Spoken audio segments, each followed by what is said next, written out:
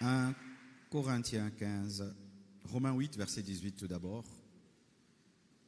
J'estime que les souffrances du temps présent ne sauraient être comparées à la gloire à venir qui sera révélée pour nous. Une affirmation de Paul. 1 Corinthiens 15, verset 35 à 46. Mais quelqu'un dira, comment les morts ressuscitent-ils? Et avec quel corps reviennent-ils? Insensé, ce que tu sèmes ne reprend point vie s'il ne meurt. Insensé, ce que tu sèmes ne reprend point vie s'il ne meurt. Et ce que tu sèmes, ce n'est pas le corps qui naîtra, c'est un simple grain de blé, peut-être, ou de quelque autre sémence. Puis Dieu lui donne un corps comme il lui plaît. Et à chaque sémence, il donne un corps qui lui est propre. Toute chair n'est pas la même chair, mais autre est la chair des hommes, autre celle des quadrupèdes, autre celle des oiseaux, autre celle des poissons. Il y a aussi des corps célestes et des corps terrestres, mais autre est l'éclat des corps célestes, autre celui des corps terrestres. Autre est l'éclat du soleil, autre l'éclat de la lune, et autre l'éclat des étoiles. Même une étoile diffère en éclat d'une autre étoile. Ainsi en est-il de la résurrection des morts. Le corps est sémé corruptible, il ressuscite incorruptible. Il est sémé méprisable, il ressuscite glorieux. Il est sémé infirme, il ressuscite plein de force. Il est sémé corps animal, il ressuscite corps spirituel. S'il y a un corps animal, il y a aussi un corps spirituel. C'est pourquoi il est écrit, le premier homme Adam devint une âme vivante. Le dernier Adam est devenu un esprit vivifiant. Mais ce qui est spirituel n'est pas le premier. C'est ce qui est animal. Ce qui est spirituel vient ensuite. 1 Corinthiens 15, 51 à 53. Voici, je vous dis un mystère. Nous ne mourrons pas tous, mais tous nous serons changés. En un instant, en un clin d'œil, à la dernière trompette, la trompette sonnera et les morts ressusciteront incorruptibles. Et nous serons changés. Car il faut que ce corps corruptible revête l'incorruptibilité et que ce corps mortel revête l'immortalité. Prenez place, s'il vous plaît. Nous allons enseigner ce matin et prêcher un peu à la fin. C'est en soi des matins doctrinaux parce que ça touche vraiment la doctrine, ce thème. La gloire à venir. Souvent, lorsque on prêche à l'église sur la gloire à venir, on parle souvent en termes de tu vas réussir, tu vas te marier, tu vas voyager, tu vas devenir un grand homme. C'est vrai. Cela fait partie de ton avenir. Mais si on veut vraiment être correct selon cette parole, lorsque Paul parle de la gloire à venir, il ne parle pas de la gloire de ce monde. Il ne parle pas de... C'est dans le contexte, Paul n'était pas en train de parler d'une gloire terrestre. C'est vrai, on peut utiliser ce verset, tu souffres maintenant, mais il y aura une gloire à venir qui dépasse. Mais si vraiment nous devons respecter la pensée de l'auteur, lorsque Paul parlait, il parlait de l'enlèvement.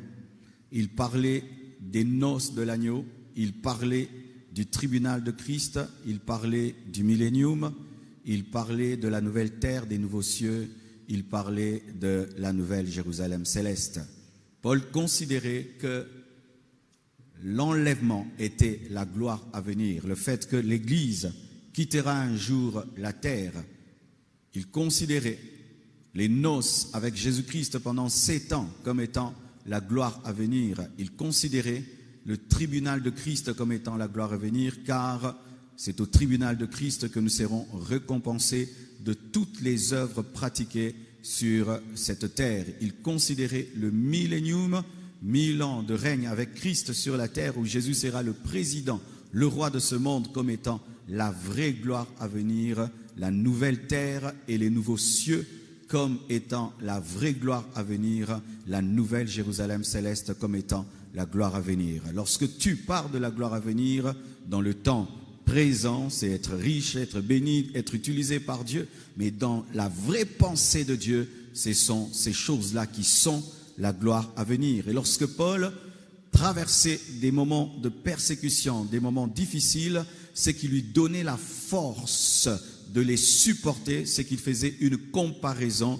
entre la souffrance présente et la gloire qui vient. C'est pourquoi les apôtres ont pu accepter de mourir comme des martyrs, décapités, torturés, brûlés et tout le reste en chantant, crucifiés même en chantant, parce qu'ils considéraient que les souffrances qu'ils vivaient ne pouvaient être comparées à la gloire à venir. Mon frère, si tu veux arriver à supporter tes épreuves, à supporter les tentations, à supporter les moments difficiles, tu dois savoir faire une comparaison. Et lorsque tu fais une comparaison entre ce que Dieu te promet dans l'éternité et ce que Satan te fait dans le présent, tu vas endurer cela parce qu'il y a plus dans le futur que dans le présent. Alléluia. La gloire à venir. Aussi, mes frères et sœurs, il y a une chose que nous devons savoir. C'est que il y avait des doctrines au temps de l'Église primitive qui s'opposaient à la résurrection. Et aujourd'hui, mes frères et sœurs, dans nos pensées, il y a des fausses doctrines qui s'opposent à la résurrection. Il y a des gens qui ne croient pas en la résurrection. Et les hommes, un jour, nous allons tous ressusciter et nous serons enlevés, qu'à la fin des temps, tous les morts seront ressuscités. Tellement de morts autour de nous et jamais tu n'as entendu qu'un grand-père est ressuscité, qu'un arrière-grand-père est ressuscité. Mais la Bible parle de résurrection. Il y a des sectes qui ont été créées seulement pour se moquer de la résurrection. Quand on dit que Jésus-Christ a fait 3 jours dans le tombeau et qu'après il est ressuscité, il y a des gens qui rigolent et qui s'en moquent. La résurrection, la vie après la mort est souvent quelque chose qui dépasse l'entendement. Mais nous devons savoir, mes frères, que le christianisme est fondé sur la résurrection. Sans résurrection, il n'y a pas de christianisme. Alléluia. Douter de la résurrection, c'est douter du christianisme. Si tu es chrétien, tu dois croire en la résurrection. Jésus est ressuscité et tu ressusciteras. Alléluia. Jésus n'est pas dans le tombeau et tu n'as même pas besoin d'aller en Israël pour le vérifier. C'est la vérité, il n'est pas dans le tombeau. Jésus est vivant, Jésus revient bientôt et toi aussi tu seras ressuscité. Donne-moi l'amen. Alors, frères et sœurs, lorsque Paul veut démontrer la réalité de la résurrection, il se sert de l'agriculture. Il dit, insensé, toi qui dis qu'il n'y a pas de résurrection, et comment même quand les gens vont ressusciter, ils vont ressusciter avec quel corps? Parce que lorsqu'on enterre un homme, son corps pourrit. Maintenant, il aura quel corps? Parce que son corps a pourri. Alors Paul amène les Corinthiens vers l'agriculture. Il dit, quand tu prends une graine, alléluia, quand tu prends une graine de maïs qui paraît entre guillemets vivante, et que tu la plantes, tu la sèmes dans la terre, qu'est-ce qui arrive? Cette graine pourrit, n'est-ce pas? Elle est morte. Mais après quelques jours, après quelques mois, tu vas voir une tige qui commence, des feuilles qui commencent, et puis tu as encore un maïs. C'est ça la résurrection. En soi, mes frères, tous les fruits que nous avons sont des résurrections des graines. Alléluia. Chaque fruit que tu manges est une résurrection. C'est une graine qui a été plantée, qui a pourri et qui a donné un arbre. Et cet arbre t'a donné des fruits. C'est la résurrection. La résurrection est démontrée par l'agriculture. Et voici, si tu prends une graine qui est vivante et tu la sèmes dans une mauvaise terre, elle va pourrir. C'est pourquoi la Bible dit que ce sont les morts en Christ qui ressuscitent pour l'enlèvement. Et la bonne terre, c'est en Christ. Lorsque tu ne meurs pas en Christ, tu as été sémé sur le ciment. Alléluia. La terre, c'est Christ. La bonne terre, c'est Christ. Tu peux avoir un corps vivant, comme une graine vivante. Mais si moi, on me sème dans une bonne terre remplie d'engrais, d'engrais et toi, on te met sur un pavement, même si tu es une bonne graine, tu vas pourrir. Ce qui fait que ceux qui meurent en Christ, qui est la bonne terre, ressuscitent glorieux, mais ceux qui meurent païens, incrédules, pourrissent et finissent en enfer. Tout dépend dans qui tu es et dans qui tu meurs. Ne quittez pas la bonne terre.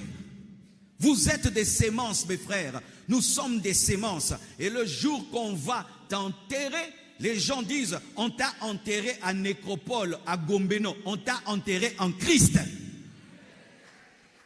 Il y a des gens qui se glorifient. Mon père a été enterré à Gombe, à côté de ceci. Non, il faut dire il a été enterré en Christ.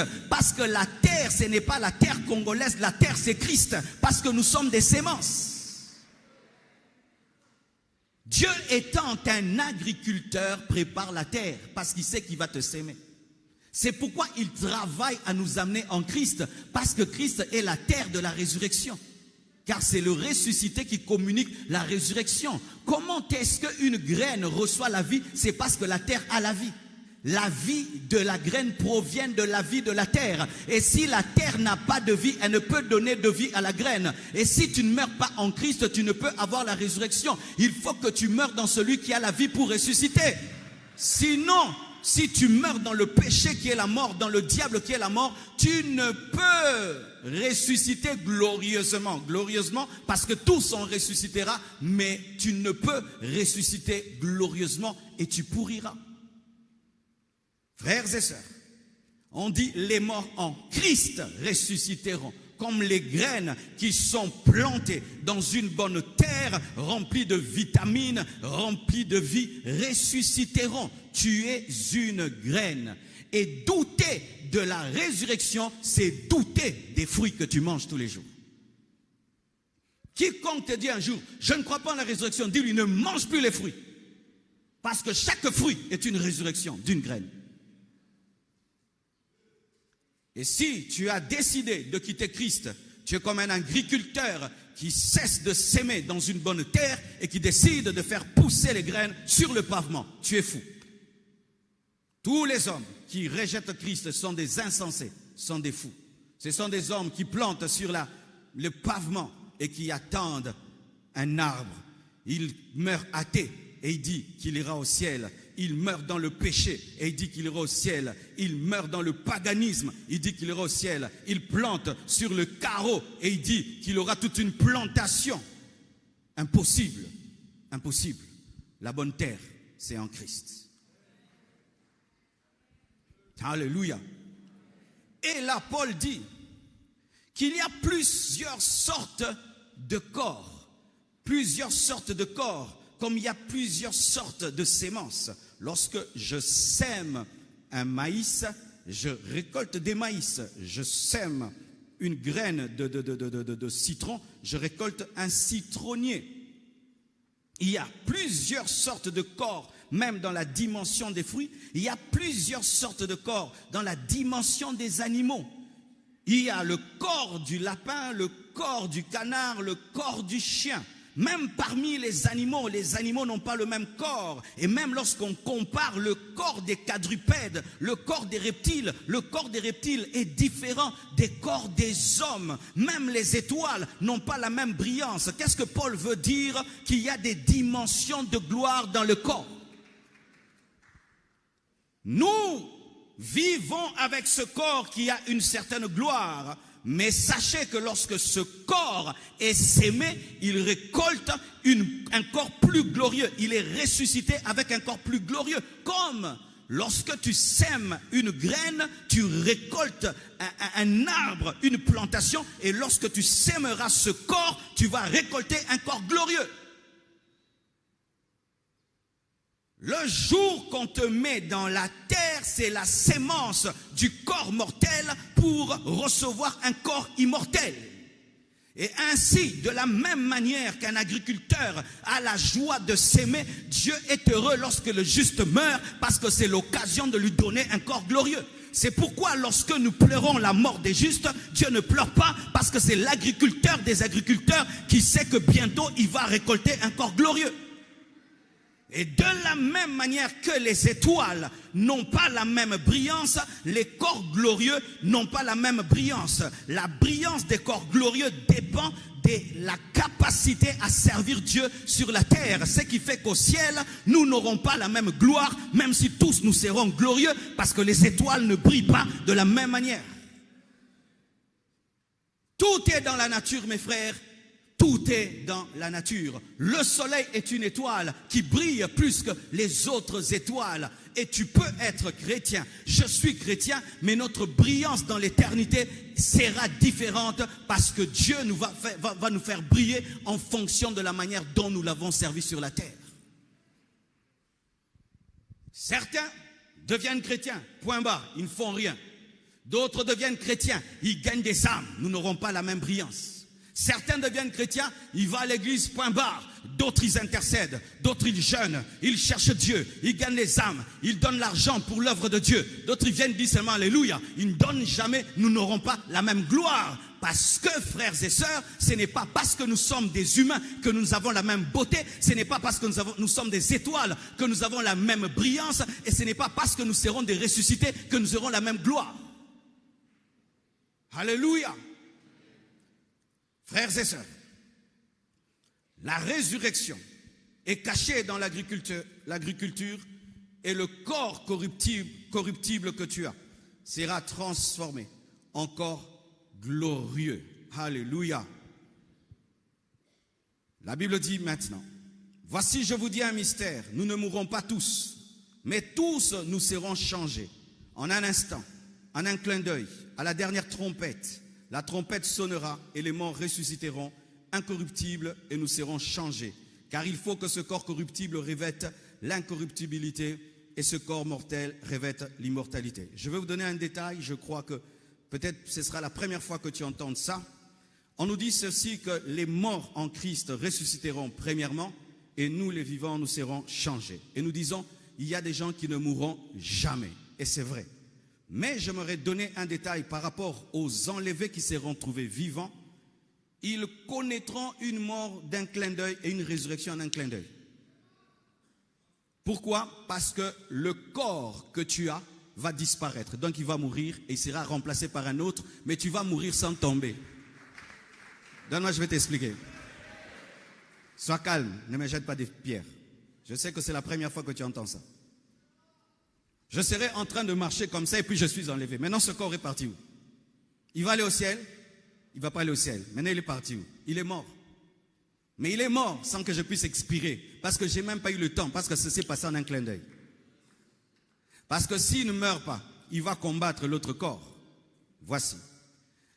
Le jour de l'enlèvement, ce ne sera pas la modification de ton corps. Ce sera la disparition de ton corps pour être notre corps. Et s'il disparaît, donc il est mort. Pour ceux qui sont morts, on a eu le temps de constater parce que l'âme est partie, l'esprit est parti, on a placé le corps dans un tombeau, après il est revenu. Mais toi, pendant que tu marches, qu'est-ce que Dieu va faire? En un clin d'œil, tu meurs, en un clin d'œil, tu ressuscites avec le corps glorieux. Si je prends une Toyota, je la modifie, c'est toujours une Toyota.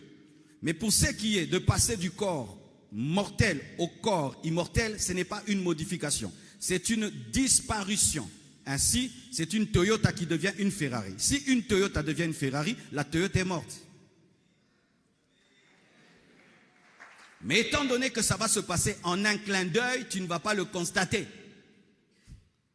C'est-à-dire que tous les corps que nous avons mourront.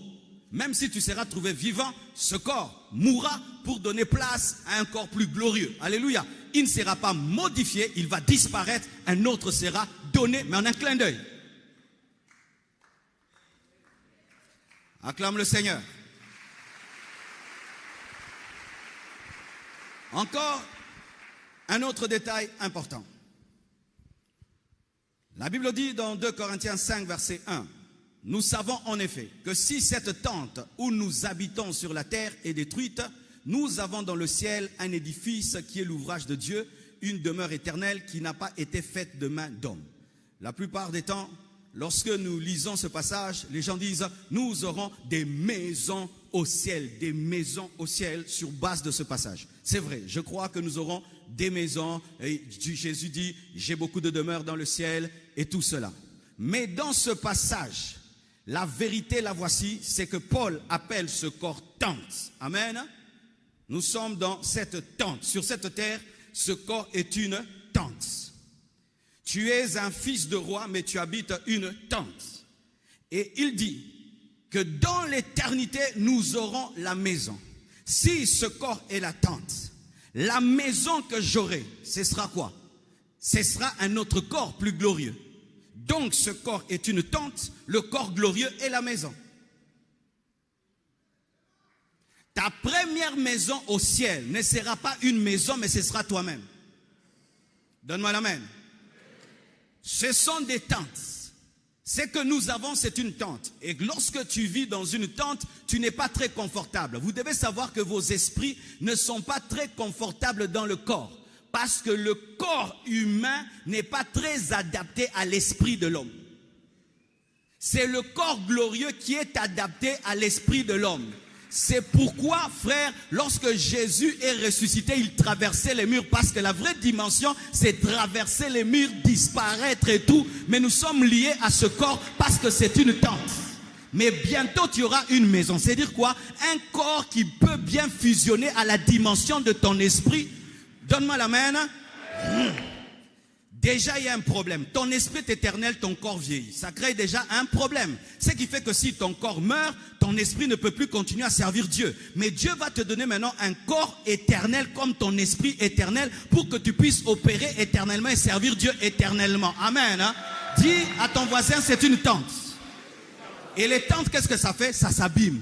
Parce que c'est en tissu. C'est pourquoi tu vieillis. C'est pourquoi tu t'affaiblis. Parce que c'est une tente. Le soleil use la tente. Mais il y a une maison qui est en train de venir. Un corps glorieux. Un corps qui ne vieillit pas. Un corps qui ne tombe pas malade. Un corps éternel. Ça, c'est une tente. Mais bientôt, tu auras un palais. Tu auras un palais. Tu auras un château. Le château que Dieu te promet, ce n'est pas d'abord une maison spirituelle, mais c'est ton corps, toi-même. Donne-moi l'amen.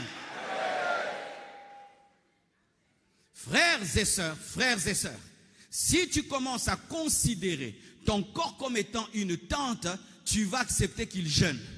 Tu vas le discipliner et tu ne vas pas faire ce qu'il te demande. Parce que je ne peux pas être dirigé par une tente.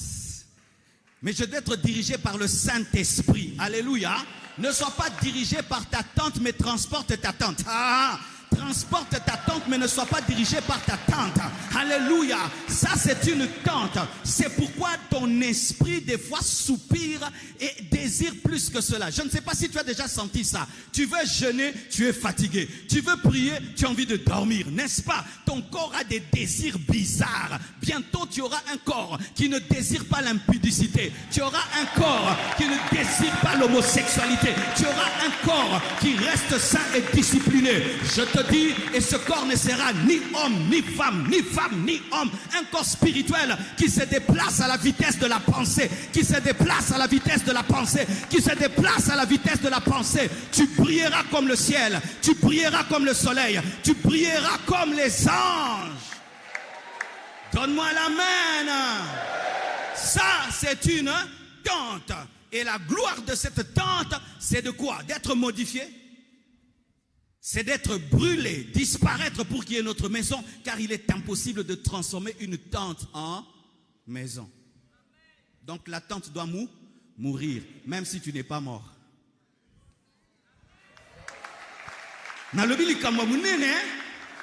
Alléluia. Même si tu n'es pas mort, il doit te décharger de la tente, parce que la chair et le sang ne peuvent hériter le royaume de cieux. Si la chair et le sang entrent au ciel, il y aura des morts célestes. La chair et le sang ne peuvent pas entrer dans le royaume de Dieu, parce que la chair et le sang réclament la mort et tu mourras. C'est pourquoi il faut que la chair et le sang meurent pour que tu ne meurs pas. Oh, donne-moi la main, donne-moi la main.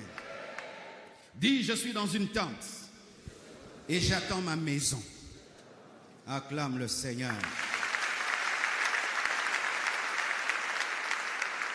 Et Paul dit, tandis que nous sommes dans cette tente, nous gémissons accablés parce que nous voulons non pas nous dépouiller, mais nous revêtir, afin que ce qui est mortel soit englouti par la vie. Un vrai chrétien dit tout le temps, Dieu, quand est-ce que tu vas me débarrasser de ce corps? Quand est-ce que tu vas me débarrasser de ce corps? Quand est-ce que tu vas me débarrasser de ce corps? Quand est-ce que tu me donneras un corps glorieux où je pourrais te servir comme je veux? Mais je vous assure, mes frères, des fois j'ai envie, pendant que je prêche ici, je finis directement, je prêche à Dubaï, je finis directement, mais sans avion. C'est pourquoi Philippe a touché un peu cette dimension. Il est venu là prêcher à l'eunuque et puis il a disparu. En soi, ce sont des choses qui devaient être tout le temps. Mais oh, mais oui, mais Élie le faisait. Élie le faisait. Tu sais que Élie envoie un homme de Dieu. Il dit non, non, non, toi tu disparais souvent là. Tu vas m'envoyer comme ça et puis quand on vient te chercher, tu n'es plus. Il touchait à cette dimension de temps en temps seulement. Mais il y a des temps qui arrivent, mon frère, ma soeur. Tu auras un corps, tu penses, tu es à cet endroit. C'est-à-dire, je veux voir Papa Jean-Marie au ciel. Je dis, Papa Jean-Marie, on se voit. Alléluia. Tu ne vas pas devenir omniprésent, mais tu vas te déplacer avec vitesse. Comme les anges.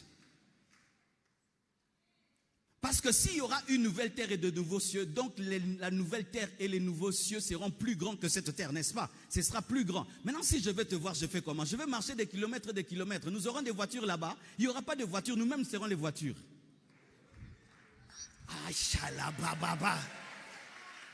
Il n'y aura pas de voiture au ciel, frère, parce que nous-mêmes serons les voitures, comme Superman. Je vous dis la vérité, je vous dis la vérité. Il n'y aura pas de voiture, il n'y aura pas de transpiration céleste parce que j'aime trop marcher. Je pense et j'arrive. Alléluia. Et ce corps-là, c'est ça ta gloire future. C'est ça ta gloire future. C'est ça ta gloire future. C'est ça ta gloire future. C'est ça ta gloire future. Tu es dans une tente, mais bientôt tu auras une maison. La maison que Jésus te promet, c'est ton corps glorieux.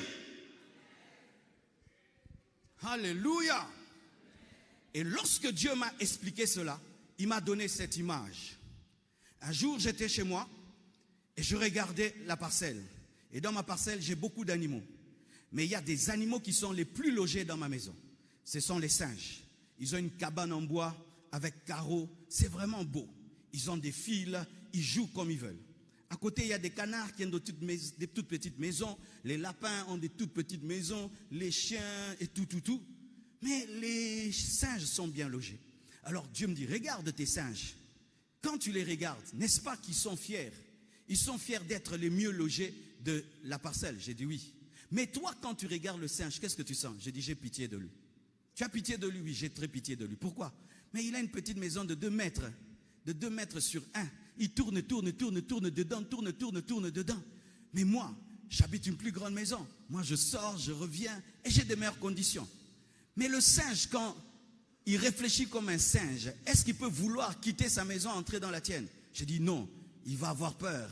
Mais toi, si tu lui communiques ton intelligence et tu lui expliques que s'il vient habiter chez toi, il sera mieux, qu'est-ce qu'il va faire? Il va quitter sa maison et venir dans la mienne. C'est ça que je vous dis tous les jours. Que ce que vous avez sur la terre, ce sont des maisons de singes. Mais ce que je vous réserve au ciel, c'est ça vos vraies maisons. Tu vois? Tu es attaché à ta vie là, tu vas à l'école, tu reviens, tu vas au travail, tu reviens, on te paye $1000, $2000, tu as ta voiture, tu pars, tu reviens. Toi tu penses que tu as une vie, mais pour Dieu, vois, tu tournes, tu vas, tu es à Lemba, tu vas en ville, Lemba, ville, Lemba, et mes singes ils font ça, pou.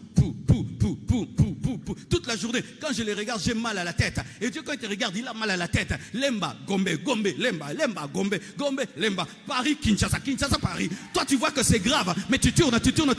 Mais il y a un autre monde, plus grand, plus merveilleux, que tu ne connais pas, mais qui existe. C'est pourquoi je prie que Dieu te donne l'intelligence spirituelle, afin que tu puisses capter la vraie dimension et la gloire à venir. Il y a une gloire à venir. Ce que tu vis là, c'est la monotonie. Tu manges, tu dors, tu te réveilles. Tu manges, tu dors, tu te réveilles. Métro, boulot. Mais il y a une vie où tu ne vas pas tourner. Il n'y aura pas l'ennui d'éternité en éternité. Tu ne vas pas t'ennuyer. Dieu te réserve la vraie vie. Ça, c'est la vie en attendant. Mais il y a une vie qui t'attend. La vie que tu mènes, c'est une vie monotone. Mais il y a une vie glorieuse qui arrive. Mais comme tu regardes les choses à la dimension des hommes, tu penses que c'est extraordinaire. Mais si tu regardes à la dimension de Dieu, tu vas te rendre compte que ta vie est petite. Donne-moi la main. Et puis il me donne encore une autre vision. Un jour je passais dans un village, on allait à Matadi. Et quand tu vas à Matadi, il y a des maisonnettes et tout. Et puis il y avait une grande hutte en bois. Une grande hutte plutôt en terre. Il y avait quelqu'un qui avait une grande maison. Sa maison, il y avait des toutes petites cases. Et puis il y avait une grande case, mais en terre. Et Dieu me dit, tu as vu celui-là? C'est le boss du village. Quand il sort de sa maison là, du village là, il se trouve vraiment le patron du village. Mais toi, le Quinois, qui passe par là, tu as pitié de lui, tu dis, il n'a même pas de wifi, il n'a même pas d'eau, il n'a même pas de climatisation, il n'a même pas de porte. Il n'a vraiment, ça c'est quelle vie qu'il mène. Mais lui c'est le boss du village. Pendant que toi tu te trouves glorieux, Dieu a pitié de toi. Il te prend pour le chef du village. Le chef du village. Oh, je suis millionnaire, chef du village.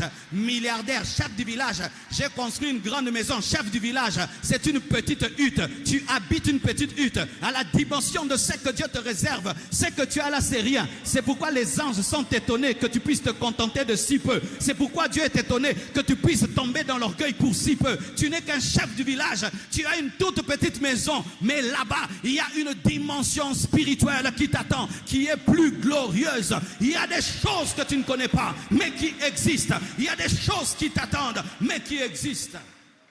Lorsqu'il est dans sa maison là, le chef du village, il ne se connaît pas qu'il y a la climatisation. Mais toi le Quinois, tu sais, est-ce que tu connais la climatisation? Il dit, je ne connais pas. Tu connais le wifi? Je ne connais pas. Tu connais les chauffe-eau? Je ne connais pas. Et toi tu connais une maison spirituelle en diamant, en or? Je ne connais pas. Mais ça existe, ce n'est pas parce que tu ne vois pas que ce n'est pas. C'est pourquoi des fois les anges qui sont les véritables Quinois, ils viennent de là-bas, ils viennent te raconter et te dire, ça ce n'est rien. Oh pourquoi? Si tu pouvais savoir ce qu'il y a dans la capitale.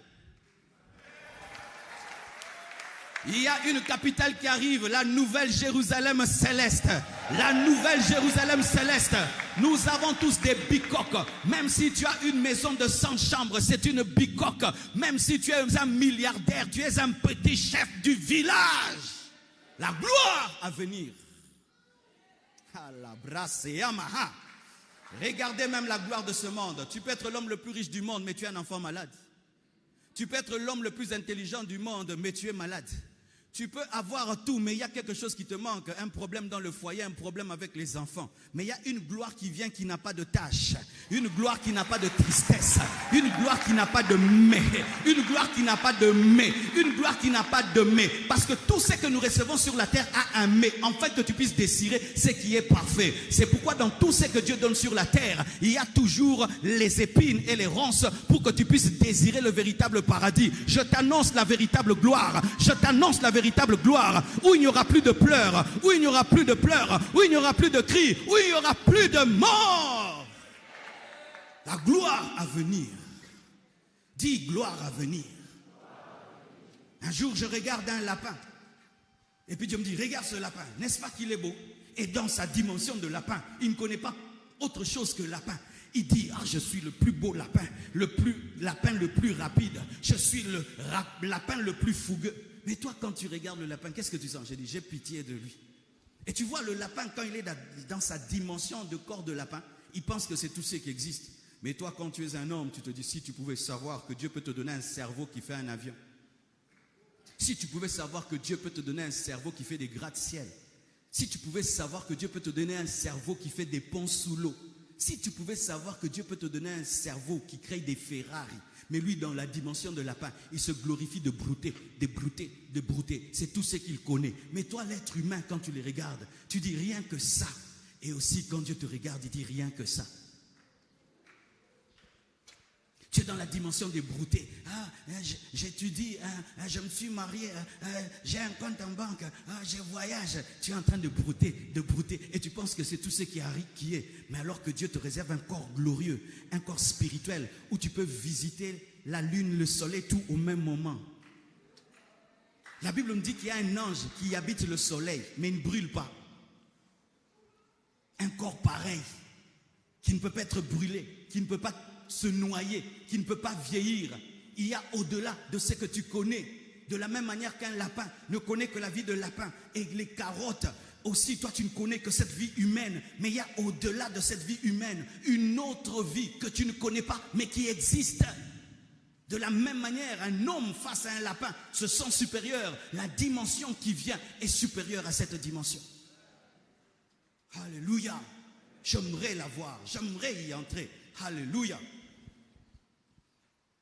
Et encore, lorsque même je dis ces choses, vous avez peur. Vous avez peur. C'est pourquoi vous allez même voir un chrétien. Dieu lui dit, demain tu vas mourir. Il pleure. Seigneur, qu'est-ce que je t'ai fait? Oh, mais tu vas vivre la prédication du pasteur Marcelo. Oh, mon fils, maintenant tu vas entrer dans cette gloire future. Jamais, Seigneur, j'ai des enfants, je t'ai fait quoi? Pourquoi?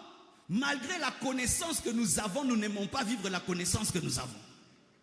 Si l'on prend une âme, on dit nous allons vous tuer pour aller au ciel. Nous tous, on va sauter le mur. Qui va rester? Toi tu vas rester? Mangungue, ça le frère. Si je dis, mes anciens, je vous envoie au ciel, maintenant je charge, tout le monde va dormir par terre. Tu vas commencer à transpirer. Un jour, je suis en train de prier, mes frères, je suis dans la présence de Dieu. Pendant que je prie, je sens quelqu'un qui passe devant ma fenêtre. Vous, un autre vous. C'était des militaires. Vous. Frère, j'ai coupé la prière. J'étais à genoux. Rikebaka. J'ai commencé à ramper moi-même. Hein? Personne m'a dit rampe. J'ai rampé. Je suis sorti dans les couloirs à rampant. Là, je n'étais pas encore marié, j'habitais avec beaucoup de frères. Je vois tous les frères aussi en train de ramper dans le couloir. J'ai dit, vous aussi vous êtes ici. Des militaires marchaient dans la parcelle. Et puis un dit, on va parler en langue. Et puis ils vont fuir. L'autre dit, mais tous on était des hommes de Dieu, ouais, appelés de Dieu. Mais quand la mort est venue, dis à ton voisin pourquoi. Je vais t'expliquer maintenant pourquoi on a peur.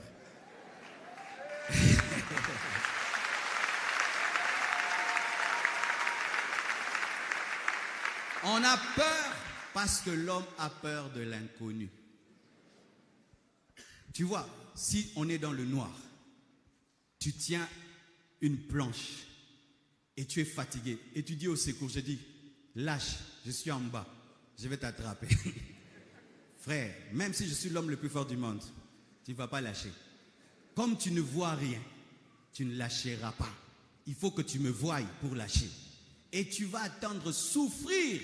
Et puis quand tu vas lâcher parce que tu n'as plus la force, tu vas crier « Ah !» Et puis quand je vais t'attraper, « Ah, Ozalaki !» Tu vois, quand tu mets tes pieds là, tu sais pourquoi tu marches avec assurance? Tu maîtrises la terre. C'est pourquoi quand on est dans l'avion, quand seulement on atterrit, nous tous on se lève, on veut sortir. Pourquoi? On ne maîtrise pas les airs. Quand on te dit on voit mourir, comme tu n'es jamais mort,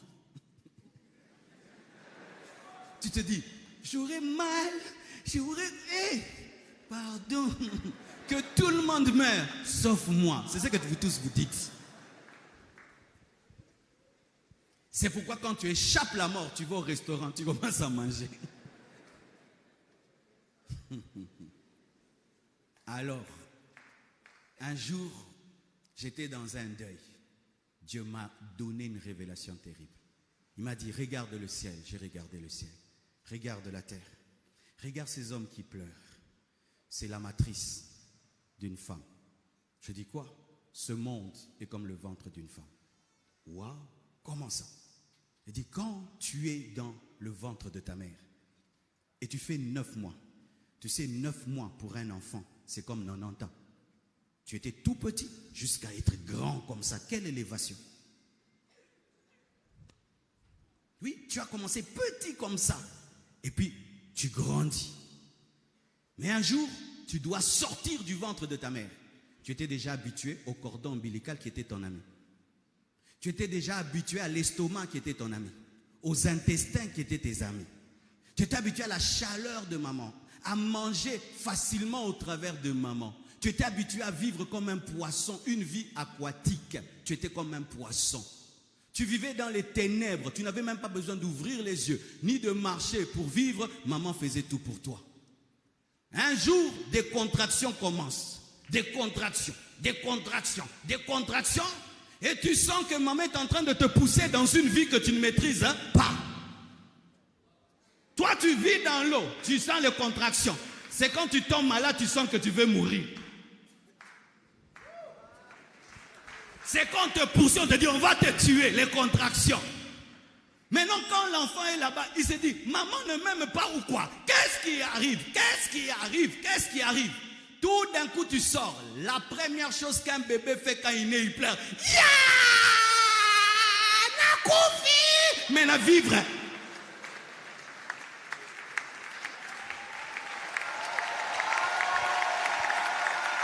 Si vous ne savez pas, quand le bébé pleure, il dit, je suis mort, je vis.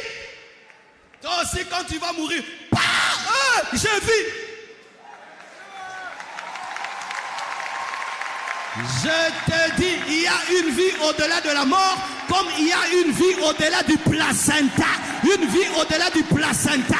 Il n'y a pas que cette terre, il y a une autre terre. Il n'y a pas que cette vie, il y a une autre vie au-delà de cette vie. De la même manière qu'un enfant après 9 mois doit sortir du ventre de la mère, un jour tu dois mourir, tu dois être enlevé pour entrer dans la véritable vie. Donne-moi la main. Donne-moi la main. Et lorsque l'enfant naît, il y a le sang, non? Les deuils. Les deuils, les gens pleurent. Mon enfant est mort. Le sang. Mais même s'il y a le sang, il y a toujours des naissances. C'est pourquoi malgré les deuils, Dieu tue toujours les gens. Parce que pour toi, c'est la mort. Pour Dieu, c'est une naissance. Malgré les césariennes, les femmes continuent toujours à accoucher. Malgré qu'il y a des gens, papa meurt, maman meurt. Dieu continue à le faire. Pourquoi? Parce que toi, tu penses que Dieu a tué ton père, alors que Dieu a donné la gloire à ton père. Hein? Maintenant, les intestins étaient habitués au petit bébé. Quand le petit bébé naît, est-ce qu'ils vont se rencontrer encore? C'est comme ton père, vous ne vous rencontrez plus, mais il continue à vivre même si tu pleures. Maintenant, tu avais une vie aquatique, maintenant tu auras une vie céleste, mais c'est toujours une vie, mais plus glorieuse. Quand tu étais dans le ventre de ta mère, tu étais aquatique. Maintenant, quand tu es sorti, tu respires avec tes narines. Comme là, tu es dans une vie terrestre, il y a une vie céleste. Ce n'est pas parce que ce ne sera pas la continuité de ce que tu vis que ce n'est pas la vie, c'est une autre vie, mais qui est plus glorieuse que ta vie. Maintenant, comme tu as grandi comme ça, rentre dans le ventre de ta mère. Je vais avoir prié que Dieu me donne la dimension de vous ramener dans les ventres de vos mères. Qui est le premier? De la même manière, si tu meurs et tu vas au paradis, tu ne voudras pas revenir. Tu ne voudras pas revenir. Tu as peur, mais si ça t'arrive, tu ne voudras pas revenir. Tu ne voudras pas. Si Paul entend une intercession, Paul, l'église prie que tu reviennes pour restaurer la doctrine. Pardon, Botikanga. Paul ne peut même pas accepter de revenir, même si l'église est devenue comme elle est devenue. Pourquoi? De la même manière que tu es sorti du ventre de ta mère, tu ne peux plus revenir dedans. Tu ne veux plus de cette vie-là. Tu ne voudras plus de cette vie. Tu aimes cette vie parce que c'est tout ce que tu connais. Mais il y a une autre vie qui dépasse cette vie. Mais comme tu ne connais pas, c'est pourquoi tu as peur. Mais même si tu as peur, Dieu va le faire parce que quand tu vas le vivre, tu vas aimer. N'est-ce pas que tu as ton petit enfant à la maison, il ne veut pas aller à l'école, tu l'amènes toujours, non? Parce que tu sais, petit, tu vas devenir docteur, petit, tu vas devenir ministre. Papa, pourquoi tu m'envoies à l'école? Moi, tu ne m'aimes pas. Petit, tu vas à l'école, même si on le tape, tu vas à l'école. Pourquoi? Parce qu'il sait que c'est la dimension là qui fera de toi grand. Et même si tu as peur d'aller au ciel, à au moment de ma casse. C'est pourquoi Dieu ne demande pas ta permission pour te tuer. Et Dieu ne te préviendra pas pour t'enlever. Parce que s'il doit te prévenir, tu ne partiras pas. C'est pourquoi il y a des bébés qui font 10 ans. Plutôt 10 mois dans le ventre, 11 mois. Petit refuse de sortir. Qu'est-ce qu'on va faire? La césarienne. C'est pourquoi toi... tu connaîtras une césarienne spirituelle. Une césarienne spirituelle. Où Dieu va te sortir de Sodome et Gomorrhe comme il a sorti Lot de force. Pour que tu puisses aller au ciel. C'est pourquoi vous remarquez certains enfants de Dieu, ils meurent. Vous êtes étonnés. Parce que Dieu a vu qu'il allait l'abandonner. Césarienne. Tu allais mourir dans le ventre. Césarienne. Et il y a des mamans même qui acceptent de mourir pour que l'enfant vive. Et il y a des gens qui ont accepté d'être persécutés, de mourir pour que les autres soient sauvés. Chaque fois que tu regardes cette terre, appelle ça matrice. Tes amis, placenta, bon, on a bien placenta. Ta maman qui t'aime beaucoup, cordon ombilical, comment tu vas? Mais un jour, il y aura la séparation, n'est-ce pas? Et un jour, il y aura la séparation. Même si tu ne veux pas, tu auras 7 mois, 8 mois, 9 mois, un jour, contraction, contraction.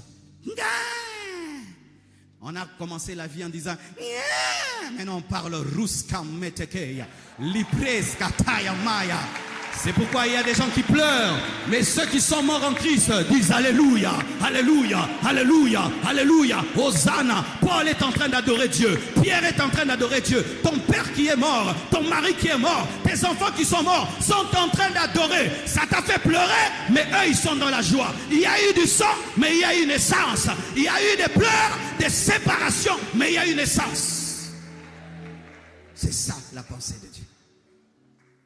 Frères et sœurs, lorsque j'ai compris ça, ça a diminué ma peur de la mort. C'est pourquoi, vous voyez, j'ai dit des vérités des fois. Pasteur Manso n'a pas peur. Parce que je sais que même si tu me tues, tu ne m'as pas tué. Tu m'as permis de naître comme une sage-femme. Il y a la sage-femme appelée maladie. Il y a la femme sage appelée vieillesse. Il y a la femme sage appelée poison. Il y a la femme sage appelée accident. Mais tout travaille à faire une chose, te permet de naître dans l'autre vie. Oh, j'aime ce que je te dis. Et je le crois de tout mon cœur.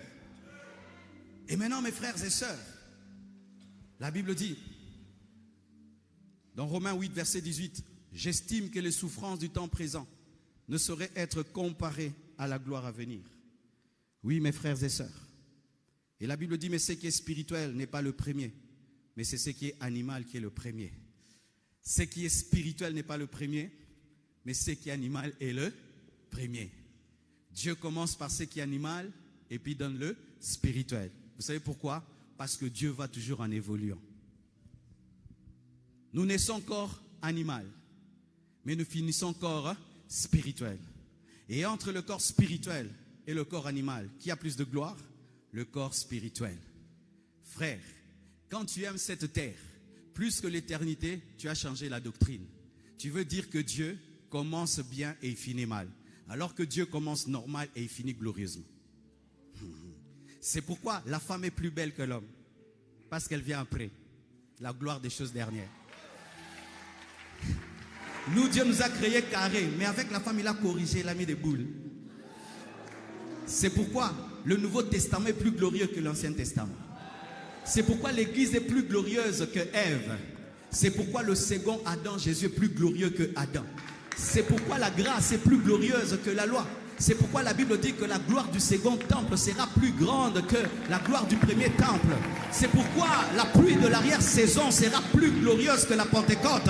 C'est pourquoi la nouvelle terre et les nouveaux cieux seront plus glorieux que cette terre. J'aimerais te dire que la gloire à venir est plus grande que cette gloire. Même si tu es ministre, même si tu es président, même si tu es archibishop, ce que Dieu te réserve est plus grand, 1000 fois plus grand, 1 million de fois plus grand, 10 millions de fois plus grand. Ce que Dieu te réserve est plus grand que tout ce que tu as connu sur la terre.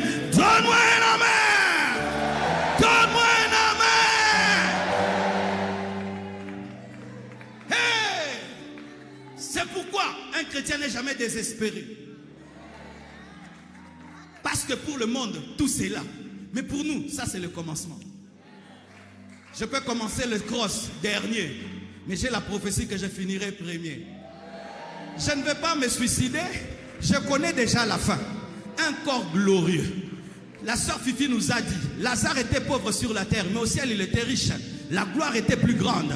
Ta vie, ce n'est pas cette vie. Cette vie, c'est la partie de ta vie. Mais il y a une plus grande gloire qui t'attend. Une plus grande gloire qui t'attend. Pourquoi? Dieu va en faisant plus. Donne-moi un amen. Mais je vous dis la vérité. Vous pensez que vraiment Marcelo Céleste aux Amoukou Seboué? Jamais. Moi non, ça grève.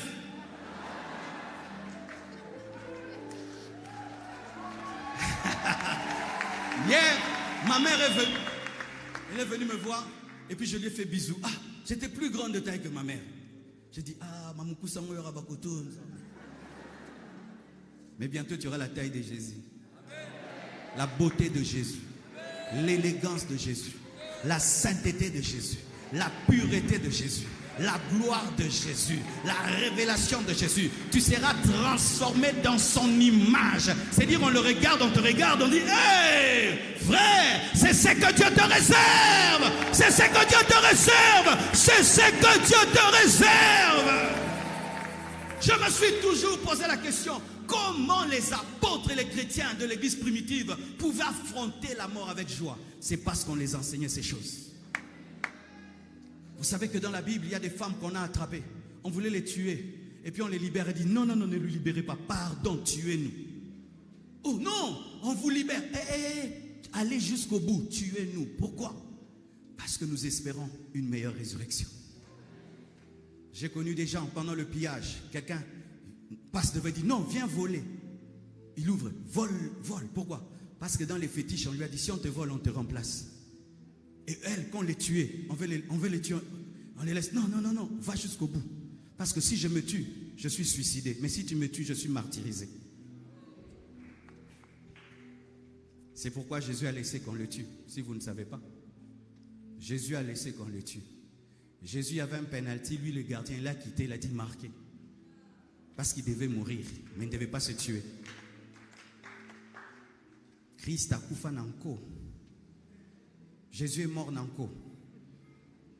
Il pouvait brûler la croix, il n'a pas brûlé. Il pouvait tuer tous ces Romains, il pouvait disparaître. Il pouvait dire, Michael, au secours. Il n'a rien fait. Pourquoi? Il voulait qu'on le tue. Parce qu'il était né comme un agneau. C'est pourquoi il est né parmi les animaux afin d'annoncer qu'il mourra comme un sacrifice. Si Jésus avait eu peur de la mort, est-ce que nous serons sauvés? Et pourquoi il n'a pas eu peur de la mort? Parce qu'il a vu qu'il recevra le nom qui est élevé au-dessus de tout autre nom. Et il avait vu dans l'éternité qu'il en sortira vivant. Et Dieu maintenant t'annonce dans le présent ce que tu seras. C'est pourquoi, si on te met un fusil là, on dit renie Jésus, meurs. Si on te dit renie Jésus, sinon on te tue. Tuez-moi. Mais vous ne me tuez pas. Vous êtes la sage-femme qui me permet de naître à une autre vie. Maintenant, frère, n'est-ce pas qu'il y a des enfants qui refusent de naître? On se bat et puis ils meurent. On les appelle les morts. Les morts? Les morts-nés. Les morts-nés. Les païens sont des morts-nés. Les païens sont des morts-nés. Des fois, il y a même des jumeaux dans le ventre. Un vit, l'autre meurt, n'est-ce pas? Les païens, c'est la même chose. Ce sont des morts-nés sur le plan spirituel. C'est-à-dire qu'ils n'ont connu que la vie du ventre, mais qui n'ont pas connu la vie terrestre. Et les païens ont connu cette vie, mais ils ne vont pas connaître le ciel. Ce sont des morts-nés. Quand tu es un païen, tu es une graine qui est plantée sur le pavement, tu es un mort-né spirituel. C'est-à-dire que tu as connu une vie aquatique, mais quand il s'agissait maintenant d'entrer dans la vie aérienne, tu as échoué. Frère, si tu n'as pas Jésus, tu vis comme un enfant qui vit dans le ventre de la mère. Mais ce n'est pas parce que tu as fait 9 mois dans le ventre de ta mère que tu sauras naître. Et ce n'est pas parce que tu es né créature de Dieu que tu iras au ciel. Il faudrait que tu sortes vivant. Et pour sortir vivant, c'est Jésus qui permet de sortir vivant. Vous savez, il y a des fois des enfants qui naissent, ils ne respirent pas. Vous savez ce qu'on fait? On tape, on bouge parce qu'ils doivent pleurer. Parce qu'ils se battent. Il paraît que leurs poumons doivent s'ouvrir pour qu'ils puissent respirer. C'est pourquoi des fois Dieu envoie des prédicateurs durs comme nous pour te secouer, pour que tu respires. Te secouer, te donner des marteaux, tu rentres à la maison.